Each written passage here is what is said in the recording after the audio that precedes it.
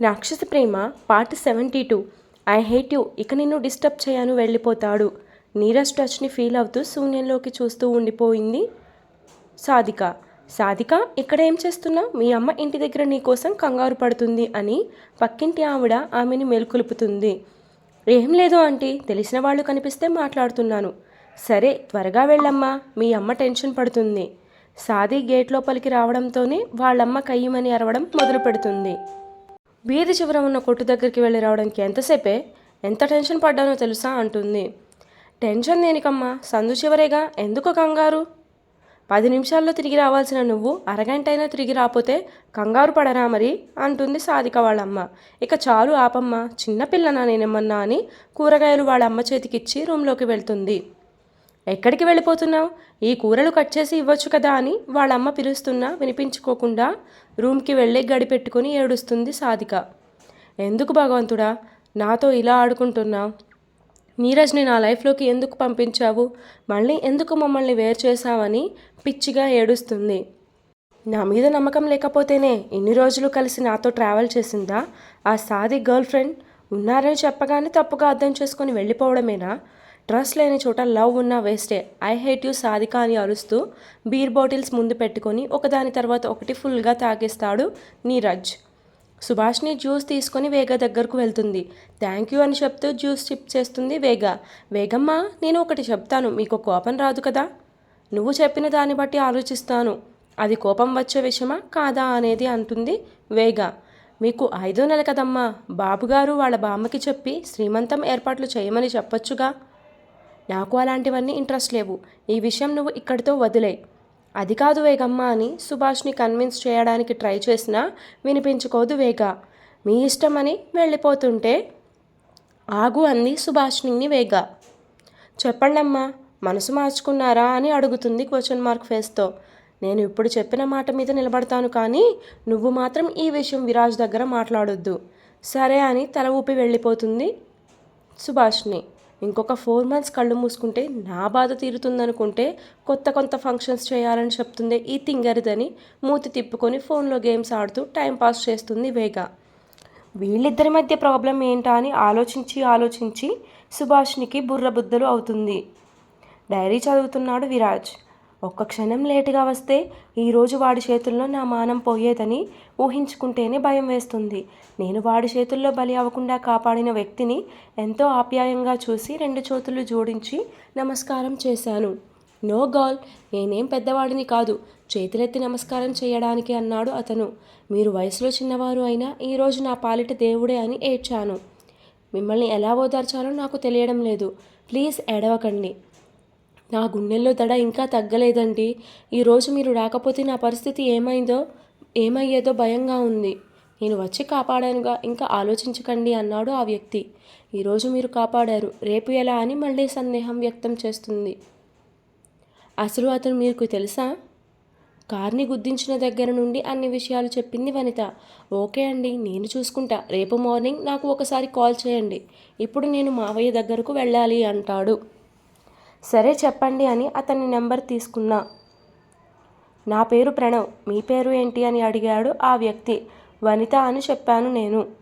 Okay వనిత, నా number save చేసుకున్నారుగా. రేపు నాకు అతని గురించి మొత్తం వివరంగా చెప్పండి, నేను పోలీసులతో మాట్లాడతాను. నాకు భయం అండి అంటుంది వనిత. ఉఫ్, ఇలా భయం అంటే కష్టం వనిత, నేను చూసుకుంటానులే అవన్నీ. రండి, మిమ్మల్ని మీ ఇంటి దగ్గర డ్రాప్ చేస్తా అని బైక్ తీస్తాడు. కొంచెం భయంగానే ప్రణవ్ని చూశాను, బైక్ ఎక్కడానికి భయం వేసి. మీరు భయపడుతుంటే నాకేదోలా ఉంది, నేను వెళ్ళిపోతున్నా, జాగ్రత్త మిస్ వనిత అని నా వైపు కూడా చూడకుండా వెళ్ళిపోతాడు ప్రణవ్. ఆ నైట్ మళ్ళీ నిద్ర కరువు అయింది. తర్వాత రోజు సాయంత్రం నేను ప్రణవ్ గారికి కాల్ చేశాను. నన్ను పార్క్కి రమ్మని చెప్పాడు. నా ప్రాబ్లం సాల్వ్ చేయడానికి హెల్ప్ చేస్తా అన్నారు కానీ అడిగాను అతన్ని కలవగానే. మీ ప్రాబ్లం ఆల్రెడీ సాల్వ్ చేశాను, అది చెప్పడానికే రమ్మన్నా అంటాడు. మా మావయ్య ఎమ్మెల్యే, ఆయనకి చెప్పాను. వాళ్ళ నాన్న కూడా మంచి పలుకుబడి ఉన్న వ్యక్తే. కొడుకుని కుదురుగా పెట్టుకోకపోతే నేను బరిలోకి దిగుతా అని వార్నింగ్ ఇచ్చారు మావయ్య ఆ వ్యక్తికి. ఇక నుంచి అతను నీ జోలికి రాడు. మీకేమైనా హెల్ప్ కావాలంటే నా నెంబర్కి కాల్ చేయమని చెప్పి ప్రణవ్ వెళ్ళిపోతాడు. నా ప్రాబ్లం సాల్వ్ అయిందని అనగానే నా ప్రాణం లేచి వచ్చింది. ఇన్ని రోజులు చాలా భయపడిపోయాను. ఒక్క నిమిషం పరిచయంలో చాలా హెల్ప్ చేశారు ప్రణవ్ గారు. I like him. ఆ తర్వాత నాకు ఆ వ్యక్తి ఎదురుపడలేదు. కొన్ని రోజుల తర్వాత అనుకోకుండా ప్రణవ్ని కలిశాను. ఆ కలయిక మా ఇద్దరి మధ్యలో ఫ్రెండ్షిప్ని ఏర్పాటు చేసింది. కొద్ది రోజులకి ప్రేమగా మారింది. నా లైఫ్లో నేను ఎలాంటి వ్యక్తి కావాలి అనుకున్నానో అలాంటి వాడే నా భర్త అవ్వబోతున్నాడు. ఫైనల్గా వాళ్ళ ఇంట్లో మా పెళ్ళికి ఒప్పుకున్నారు. నేను దాచుకున్న డబ్బులతో నగలు చేయించా. వాటి మనీ బ్యాంకుకు వెళ్ళి తెచ్చి పే చేయాలి అని ఆఖరి పేజీలో రాసి ఉంది. ఆ తరువాత రాయడానికి వనిత లేదని విరాజ్కి అర్థమైపోయింది. వనితని బలవంతం చెయ్యాలని ట్రై చేసిన వాడే ఆ అమ్మాయిని ఏదైనా చేసి ఉంటాడా? వాడెవడో కనుక్కుందామంటే డీటెయిల్సే లేవు. ఈ అమ్మాయికి అయినా వాడి గురించి ఎలా తెలుస్తుంది? రోడ్ మీద చూడడమేగా అనుకున్నాడు విరాజ్. స్టేషన్లో నుండి ఇంటికి వెళ్లే దారిలో ఫోన్ కోసం వెళ్తాడు. ఇంకా రిపేర్ అవ్వలేదని చెప్తాడు. త్వరలోనే అవ్వాలని హోప్తో ఇంటికి వెళ్తాడు విరాజ్. వేగా ఎక్కడా కనిపించకపోయేసరికి కంగారుగా సుభాష్ని పిలుస్తాడు. చెప్పండి బాబు అంటుంది సుభాష్ని. వేగా ఎక్కడా అని అడుగుతాడు విరాజ్. గార్డెన్లో వాకింగ్ చేస్తుంది. ఒక్క సెకండ్ ప్రాణం పోయిందేమో అనిపించింది అది కనిపించకపోయేసరికి. ఈ రోజంతా ఎలా ఉంది అంటే కోపంగా ఉందా నార్మల్గానే ఉందా అని. మామూలుగానే ఉంది బాబు అని చెప్పింది సుభాష్ని. ఫోన్స్ మాట్లాడుతుందా ఎవరితో అయినా? సాది అని ఎవరో అమ్మాయితో మాట్లాడింది బాబు. సాది అంటే వేగా ఫ్రెండ్ కదా, పోనీలే ఆ అమ్మాయి వలన ఏం ప్రాబ్లం ఉండదులే అనుకున్నాడు విరాజ్. బాగా గుర్తు తెచ్చుకో సుభాష్ని, సాది అనే అమ్మాయితోనే మాట్లాడిందా? ఆమెతో కూడా ఎక్కువసేపు మాట్లాడలేదు బాబు. సుభాష్ని నీ దగ్గర దాచి వేస్ట్. నీకు మా ఇద్దరి మధ్య ఏం జరుగుతుందో చెప్తాను. నువ్వు బామ్మకి చెప్పకు. వేగాని ఒక కంట కనిపెడుతూ ఉంటూ. సరే అని తల ఊపింది సుభాష్ని. వేగాకి నాకు మధ్య కొన్ని మిస్అండర్స్టాండింగ్స్ వచ్చాయి. నన్ను వదిలి వెళ్ళిపోదాం అనుకునేలోపు తను ప్రెగ్నెంట్ అని తెలిసింది. మొన్న మన ఇంటికి వచ్చాడే ఒక అబ్బాయి, వాడి పేరు ప్రణవ్. వేగా మైండ్ని పాడు చేస్తున్నాడు అబోర్ట్ చేయించుకోమని. ఈ పిచ్చిది వాడి మాయలో పడి అలానే చేస్తా అని చెప్పింది. అందుకే రూమ్లో బంధించా. ఇప్పుడేం కాదులే, 5th మంత్ వచ్చిందిగా. అందుకేనా శ్రీమంతం అంటే కోపగించుకున్నారు వేగమ్మ అనుకుంది సుభాష్ని మనసులో. ఇవన్నీ ఎక్కడా అనకు, నీ మనసులోనే ఉంచుకో. వేగాన్ని జాగ్రత్తగా చూసుకో అంటాడు విరాజ్. అలానే విరాజ్ బాబు, నేనెప్పుడూ వేగమ్మ దగ్గరే ఉంటాను. సరే వెళ్ళి అమ్మాయి గారిని లోపలికి పిలుచుకురా. ఎప్పుడు ఏం చేస్తుందో అని మెంటలెక్కుతుంది అంటాడు. వేగా వాకింగ్ చేస్తుంటే సుభాష్ని వచ్చి విరాజ్ బాబు పిలుస్తున్నారని చెప్పింది. ఎంతసేపు అయింది వచ్చి అని అడిగింది. ఇప్పుడే వచ్చారమ్మా అని చెప్తుంది సుభాష్ని వేగాకి. నేనొస్తానులే, నువ్వెళ్ళు అంటుంది. నేను కూడా మీతో పాటు వాకింగ్ చేయనా అమ్మా అని అడిగింది. చేసి ఏం చేస్తావు, సన్నగా అవుదాం అనుకుంటున్నావా? అవునమ్మా అని నవ్వుతుంది సుభాష్ని. ఇప్పుడే సన్నగా ఉన్నావు, అలానే ఉండు, ఇలానే ఉండు. ఇంకా తగ్గితే ఎముకలే బయటపడతాయని నవ్వింది వేగా. విరాజ్కి చాలా రోజుల తరువాత షైనీ నుండి కాల్ వస్తుంది. చెప్పు అంటాడు ఫోన్ లిఫ్ట్ చేసి. ఆ రోజు నైట్ జరిగిన ఫన్ కావాలి విరాజ్ నాకు. నెక్స్ట్ డే చుక్కలు కనిపించాయి నాకు. అందుకే ఇన్ని డేస్ నిన్ను కాంటాక్ట్ చేయలేదు అంటుంది. షైనీ అలా మాట్లాడుతుంటే విరాజ్కి తన మీద తనకే అసహ్యం పుడుతుంది. ఎందుకు కాల్ చేసావో చెప్పు, చెత్త వాగకు అన్నాడు విరాజ్ సీరియస్గా. నాతో ఈ నైట్ స్పెండ్ చేయంది షైనీ. ఆ పబ్ మనకి బాగా కలిసి వచ్చినట్టు ఉంది, అక్కడే మీట్ అవుదాం. ఐఎమ్ సారీ, నేను రావడం లేదు. వై మిస్టర్ హాట్ అని అడిగింది షైనీ. హాటా అని కోపంగా పళ్ళు నూరుతూ బిజీ అని కాల్ కట్ చేస్తాడు. ఏంటి పిలిచారా అని వేగా విరాజ్ని పిలుస్తూ కిచెన్లోకి వెళుతుంది వాటర్ తాగడానికి. ఖాళీగానే ఉన్నావుగా, బిజీ అంటావేంటని మెయిన్ డోర్లో నుండి ఎంటర్ అవుతుంది షైనీ. ఆమె గొంతు వినగానే మెయిన్ డోర్ వైపు చూస్తాడు విరాజ్. స్టైల్గా తలుపుకి కాలుని ఆనించి చేతిలో ఫోన్ని అటూ ఇటూ తిప్పుతూ కోపంగా చూస్తుంది విరాజ్ని. అమ్మాయి గొంతు వినిపించగానే ఫాస్ట్గా కిచెన్లో నుండి బయటకు వస్తుంది వేగా. నిన్నే మిస్టర్ హాట్ అంటుంటే విరాజ్ ఆమె ముందుకు వెళ్ళి నుంచుంటాడు. షైనీకి విరాజ్ అడ్డుగా ఉండడంతో వేగాకి ఆమె కనిపించదు. ఎవరు అని అడిగింది వేగా. ఓర్ని ఇది చూసిందంటే అంతే సంగతులు అనుకొని, మిస్ మీకు ఎన్నిసార్లు చెప్పాను కేసు విషయం స్టేషన్ వరకే, ఇంటికి రాకూడదని. కేసేంటి అని అయోమయంగా చూసింది షైనీ విరాజ్ని. మిస్ పదండి ముందు అని షైనీ చేయి పట్టుకొని బయటకు తీసుకువెళ్తాడు విరాజ్. వేగా కోపంగా సోఫాలో సిట్ అవుతూ అనుమానపడుతుంది. షైనీని గేట్ బయటకు తీసుకువచ్చి ఎందుకొచ్చావని కోపంగా అరుస్తాడు. నువ్వు బిజీ అన్నావు కదా, చూద్దామని వచ్చాను. అవును, కేస్ అంటున్నావేంటి? ఇంట్లో రిలేటివ్స్ ఉన్నారు, వాళ్ళు చూస్తే బాగోదని కేసు విషయం గురించి వచ్చావని అలా చెప్పి బయటకు తీసుకొచ్చా అన్నాడు విరాజ్. చుట్టాలా అని డౌట్గా చూస్తుంది షైనీ. వైఫ్ అన్నా అంటే ఇది కావాలని వేగాకి మ్యాటర్ మొత్తం చెప్తుందని విరాజ్ చుట్టాలని అబద్ధం చెప్తాడు. నైట్ ఫన్కి రెడీ అయ్యిరా, నేను నీకోసం వెయిట్ చేస్తా. చెప్పానుగా రిలేటివ్స్ ఉన్నారు, ఇప్పుడు ఎలా వస్తా? ప్లీజ్ ఈ రోజుకి వదిలే, రేపు కన్ఫామ్గా వస్తాను అని చెప్తాడు విరాజ్. నో, నువ్వు రావాల్సిందే అని పట్టుబడుతుంది. విరాజ్కి బీపీ పీక్స్కి వెళ్ళి ఆమె మెడ పట్టుకొని గోడకి అదిమి పెడతాడు. చెప్తే వినవా? చంపేస్తాను ఇంకొకసారి రాను అన్నాక డిస్టర్బ్ చేస్తే. హాట్నెస్సే కాదు, నీలో వైల్డ్నెస్ కూడా ఉందా అని అతన్ని తడుముతుంది షైనీ. చంపుతా అని పీక నొక్కి పట్టిన ఆమె కోరికతో చూస్తుంటే విరాజ్కి చిర్రెత్తుకొచ్చింది. షైనీ కన్నింగా నవ్వుతూ విరాజ్ లిప్స్ని అందుకోవాలని చూస్తే విరాజ్ ఆమె మెడ చుట్టూ ఉన్న చేతిని వెనక్కి తీసుకుంటాడు. అబ్బా, కిస్ మిస్ అయింది, షిట్ అని డల్ అవుతుంది షైనీ. విరాజ్ చిరాకుగా చూస్తుంటాడు ఆమెని. మిస్టర్ హార్ట్, నువ్వేం చేసినా నాకు ఎంతో హాయిగా ఉంది అంటూ మత్తుగా పలుకుతుంది షైనీ విరాజ్ని చూస్తూ. నాకు మాత్రం ఒళ్ళంతా కంపరంగా ఉంది నీతో మాట్లాడుతుంటే అనుకున్నాడు మనసులో విరాజ్. షైనీ మీద అరిస్తే ఆమె ఇంకా రెచ్చిపోతుందని ఆమె స్టైల్లోనే కూల్ చేయాలనుకుని ఆమె నడుముని పట్టుకొని గట్టిగా అదిమి పెడతాడు విరాజ్. ఎంత బాగుందో ఇలా అని విరాజ్ చుట్టూ చేతులు వేస్తుంది. నీకు కావాల్సిన ఫన్ రేపు ఇస్తా, ఈ రోజుకు వెళ్ళు, నాకు ఇప్పుడే కావాలి అంటుంది షైనీ. షైనీ ఇప్పుడు కాదు, రేపు కన్ఫామ్గా వస్తా అని ఆమె కారులో కూర్చోబెట్టి వెళ్ళు అంటాడు. ఆమె చాలా అసహనంగా అక్కడ నుండి కదులుతుంది. చాలాసేపు అయింది విరాజ్ బయటకు వెళ్ళి, ఇంకా రాడే అని ఫ్రస్ట్రేట్ అవుతుంది వేగ. విరాజ్ ఏదో ఫోన్ మాట్లాడుతున్నట్టు యాక్ట్ చేస్తూ లోపలికి వస్తాడు. నాయక్, ఆ అమ్మాయి కేస్ త్వరగా సాల్వ్ చేయండి. ఇంటికి కూడా వచ్చింది అని డ్రామా ప్లే చేస్తూ వేగా ముందు కూర్చుంటాడు విరాజ్. అప్పటికే వేగా కళ్ళల్లో కోపం బయటపడుతూ ఉంది. అమ్మో, దీనికి ఎన్ని డౌట్స్ వస్తాయో, ముందు ఇక్కడి నుండి వెళ్ళాలి అనుకుంటుంటే ఆగండి అని పిలిచింది వేగా విరాజ్ని.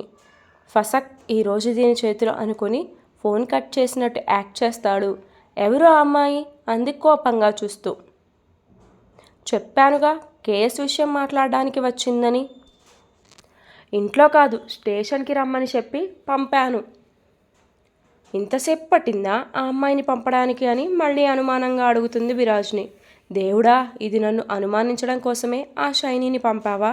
ఇప్పుడు ఎలా కవర్ చేయాలి అని ఆలోచిస్తుంటాడు. మిమ్మల్నే చెప్పండి, ఇంతసేపు దాంతో ఏం చేశారు? వేగా, నోరు ఉందిగా అని ఇష్టం వచ్చినట్టు వాగకు. హలో, నేనేం తప్పుగా అనలేదు. దాని అవతారం చూస్తుంటే కేసు విషయం గురించి వచ్చినట్టు లేదు, ఏదో పబ్కి వెళ్ళడానికి వచ్చినట్టు ఉంది. మీరు నాయక్ డ్యూటీ అని వంక చెప్పి దానికోసమే వెళ్తున్నారా పబ్కి? విరాజ్ గుటికలు మింగుతాడు ఆమె అలా అడుగుతుంటే. మిమ్మల్నే చెప్పండి, ఎవరది? ఫేస్ సరిగ్గా కనిపించలేదు నాకు అంటుంది వేగ. లేకపోతే దాని ఇంటెన్షన్ ఏంటో కనిపెట్టేదాన్ని అని కోపంగా పళ్ళు నూరుతుంది. నువ్వు ఊహించుకున్నంత ఏం జరగలేదు, కొంచెం మనశ్శాంతిగా బతకనిస్తావా అంటాడు. నువ్వేమన్నా వినానిలే, ఎందుకంటే నేను చూడలేదుగా అని మూతి తిప్పుతుంది వేగ. కదా, నువ్వు చూడలేనిది నమ్మడం లేదు. అన్ని విషయాల్లోనే అలా ఉండాలని వనితను ఉద్దేశించి చెప్తాడు విరాజ్. విరాజ్ ఏం చెప్పాలనుకున్నాడో అర్థం అవ్వక ఆలోచిస్తూ ఉంది వేగ. డీప్గా థింక్ చేసే ఓపిక లేదని చక్కగా తిని పడుకుంటుంది. వనిత గురించిన ఎటువంటి క్లూ లేక విరాజ్కి చిర్రెత్తుకొచ్చేస్తుంది. ప్రతిదీ మధ్యలోనే ఆగిపోతుంది. ఆ అమ్మాయి విషయంలో ప్రణవ్ గాడి మీద అనుమానపడ్డాను. డైరీలో చూస్తే వాడే తన లోకం అన్నట్టు ఉంది. ఈ వేగాకి ఏమో నమ్మకం లేదయ్యే నా మీద, ఇప్పుడేం చేయాలో అర్థమై చావడం లేదే అని జుట్టు పీక్కుంటాడు. ఉన్న తలనొప్పి చాలదు అన్నట్టు షైనీ గోల మరోవైపు తనతో రిలేషన్ కంటిన్యూ చేయమని టార్చర్ చేస్తూ ఉంది. ఈ తలనొప్పి ఎలా అయినా తగ్గించుకోవాలని ఫిక్స్ అవుతాడు విరాజ్. ఈవినింగ్ పబ్కి వస్తా అని చెప్పి తన కోసం వెళ్తాడు. విరాజ్ వెళ్ళేటప్పుడు నాయక్ని కూడా తీసుకువెళ్తాడు తోడుగా.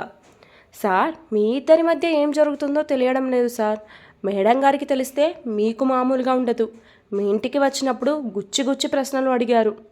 అదంతా వదిలే నాయక్, ఇప్పుడు దాని నుండి ఎలా తప్పించుకోవాలో అది ఆలోచిద్దాం. మీ ప్లాన్ ఏంటో చెప్పండి సార్ అన్నాడు నాయక్. ఆ షైనీ తాగే డ్రింక్లో స్లీపింగ్ పిల్ వేసాయి, దాని గోల వదులుతుంది. షైనీ ఎప్పటిలా వచ్చి విరాజ్తో డ్యాన్స్ చేస్తూ డ్రింక్ ఇస్తుంది. వామ్మో, దీన్ని నమ్మకూడదు. ఒకసారి ఇలా సిప్ చేసే బుక్ అయ్యా అనుకున్నాడు. డ్రింక్ చేయమని బలవంతం చేస్తుంటే విరాజ్ తాకుతున్నట్టు సిప్ చేస్తూ గ్లాస్ సిప్ అయ్యేలా చేసి కింద పడేస్తాడు. ఓ షిట్ అని షైనీ ఇంకో గ్లాస్ తేవడానికి వెళుతుంటే నాయక్ వచ్చి తీసుకోండి సార్ అని డ్రింక్ చేతిలో పెడతాడు. థ్యాంక్ యూ మిస్టర్ అంటూ నాయక్ని చూసి నవ్వుతాడు విరాజ్. వీడెవడు మధ్యలో వచ్చి నా ప్లాన్ మొత్తం పాడు చేశాడు.